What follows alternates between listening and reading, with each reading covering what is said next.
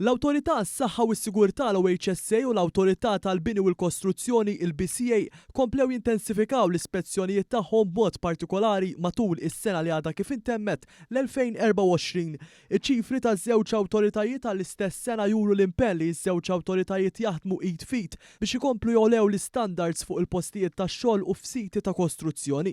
Matul is-sena li għaddiet b'kollox saru l fuq minn 12,750 spezzjoni mill-BCA li fihom inħarġu 670 multa u 240 ordni biex jitwaqqaf ix-xogħlijiet.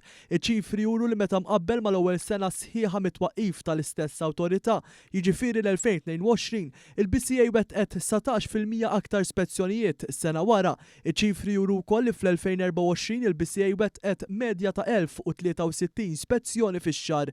Sa dan it-tant matul l-istess sena l-ispetturi tal-OHSA wettqu madwar 9400 spezzjoni f'diversi setturi tax-xogħol, inklużi f'siti ta' kostruzzjoni fejn inħarġu madwar 550 multa u ġew ordnati 331 sit biex jitwaqqfu x-xogħlijiet. L-ispetturi tal-OHSA ħarġu wkoll 960 notifika għal titjib fuq il-post tax-xogħol.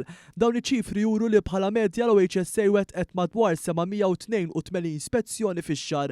Dawn l-ispezzjonijiet jikkumplementaw ukoll is-servizz tal-Helpline 138 li ċifri maħruġin mill-Ministeru għall-Ġustizzja u r-Riforma fis-settur tal-kostruzzjoni sal-aħħar ta' Deċembru li għadda u rew li kienu daħlu total ta' 14,474 telefonata b'medja ta' madwar 100 telefonata kuljum fuq medda ta' 21 ġimgħa sa minn meta ġie mniedi dan is-servizz ċittadini. Il-Kap Eżekuttiv tal-OHSA Dr. Josian Kutajar saħqet li dinja konferma ta' kemm b'aktar investiment fir-riżorsi jistgħu jinkisbu aktar riżultati pożittivi. Min-naħa tiegħu l-Aġent Kap Eżekuttiv tal-BCA il-Perit Rodrik Bonici esprima sodisfazzjon għal kollaborazzjoni bejn iż-żewġ awtoritajiet u jħares il qudiem biex fi żmien li ġej ikunu jistgħu jinformaw lill-pubbliku b'aktar ħidma li tinsab għaddejja.